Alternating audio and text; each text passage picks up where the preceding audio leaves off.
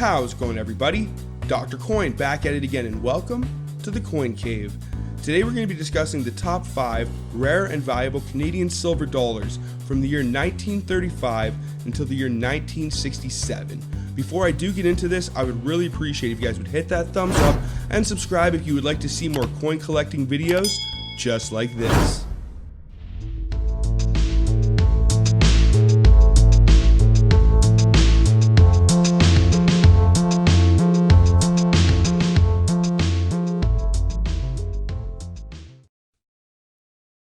Canadian silver dollars were produced between the years 1935 and 1986. From 1935 until 1967, they were composed of 80% silver, and from that point on, they were composed of nickel. In the year 1911, they did have a trial run where they struck a few proof or pattern examples of a Canadian dollar coin, but they were never made for circulation, and those are extremely rare. I actually made a video about it in the past. If you would like to check that out, I'll put the link for it up in the top corner, but those are not really a factor when it comes to Canadian dollar coins because you are probably never going to see those. One of the great things about Canadian silver dollars is even though they started producing them a lot later than some of the other denominations like quarters, 50-cent pieces, or dimes, is that they actually have extremely low mintages and they are very valuable a lot of the time. Now, there are quite a few notable varieties and errors within the date range that I'm discussing today, but I'm not going to get too much into those because they can be a little bit overwhelming for new or intermediate collectors. I'm probably going to make a separate video on that in the future, especially for the 1947s. I think for the 1947 No Maple Leaf, it has something like 11 different variations, so that can be super overwhelming, and I think that would be better suited for another video. But in this one, we're mainly going to be covering the key dates, the ones that are super low mintage and extremely valuable, whether they are in a low grade or high grade condition. So the first one up on our list is the 1938, which is minted around 90,304, which is extremely low mintage. It is very rare you find Canadian coins minted under 100,000. Even some of the early dollar coins are usually minted over 100,000. Now, being such a low mintage, it has a pretty hefty premium. Even on the low end of the Sheldon scale, you can reach around $40 to $50 for a VF example. You can reach around $800 for an MS64 and up to $4,000 for an MS65 example of the 1938. Next up is the 1945. Now, the mintage for 1945 is 38,391. Now, I am not sure why it has such an incredibly low mintage, but I'm guessing it might have something to do with World War II. I don't know if the mint was having some problems allocating precious metals, or maybe they're just having some problems with their dies, but regardless, that is an extremely low-key date. There's only one more silver dollar that I know of that may be lower mintage than that, and it is going to probably be the last one on this list. So, the 1945 can fetch you around $150 to $200 for a very fine example. You can get around $2,300 for an MS64 example and over $12,000 for MS65 examples of the 1945. Next up is 1946, which has a pretty low mintage as well, not quite as low as those other ones. It is minted at 93,055.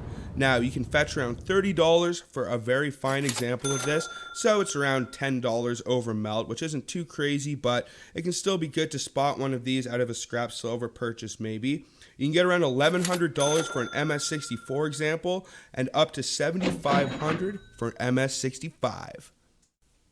So the 1947 plain has a total mintage of 65,595. I mentioned earlier on in the video that it has 11 different variations, and most of them are worth around $100 for the very fine example and can be worth up to $17,000 for an MS65 example. Now, I'm not going to bring up examples of all of the different varieties because there are so many of them and it can be a little overwhelming, but I will list them all off for you guys. So there is a 1947 pointed 7, there is a 1947 dot, there is a 1947 doubled HP, there is a 1947 doubled HP with a dot, there is a tripled HP with a dot, a quadrupled HP, and a quadrupled HP with a dot. The last and least valuable of all of the different 1947 plain variations is the 1947 blunt 7. Now, this can fetch you around $60 to $80 for a very fine example, and up to $6,500 for an MS65, which is still really good, but most of the other variations are worth a lot more, and they are extremely rare. So the 1947 Maple Leaf silver dollars. For those of you that don't know, 1947 coins in Canada with a maple leaf were actually made in the year 1948. The Canadian Mint had a lot of problems getting their dies shipped in from Britain, so they improvised and they put a maple leaf on all of our coins in 1948 that they struck until the dies arrived. The mintage for the 1947 Maple Leaf is 21,135. It has one notable variation, which is a doubled HP variety, and its value can reach anywhere from $150 to $200 for a VF20 example, all the way up to $5,000 for MS65 examples. The variety or air of the doubled HP will fetch you a slight premium.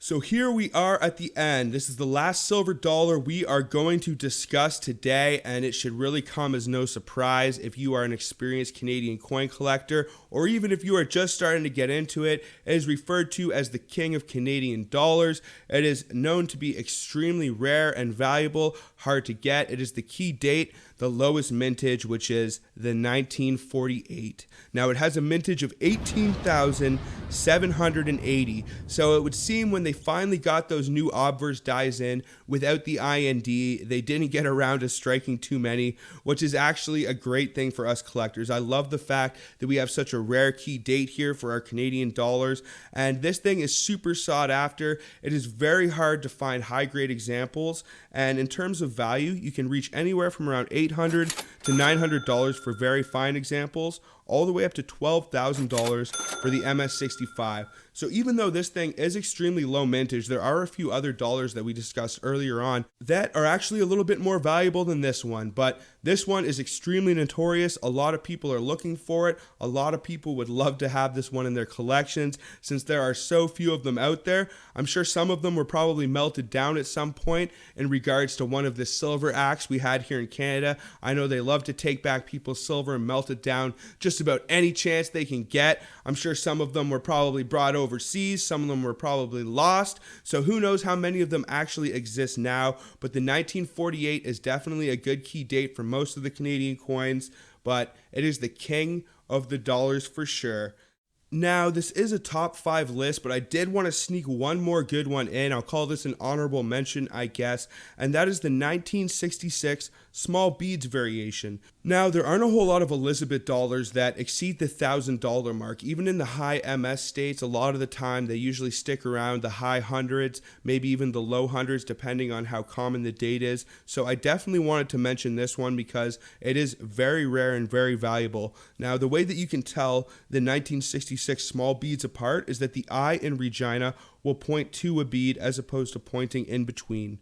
Now, the total mintage of 1966 was 9,912,178, so it is somewhat unknown how many of these exist exactly, but you can get around $3,000 for an AU example and up to $7,500 for an MS65 example. There aren't too many low-grade examples floating around out there. They might not actually hold too much of a premium if they are in a super low-grade state, but they may be worth sending off anyways, because if you do score a higher grade or around that AU, it could be worth thousands of dollars.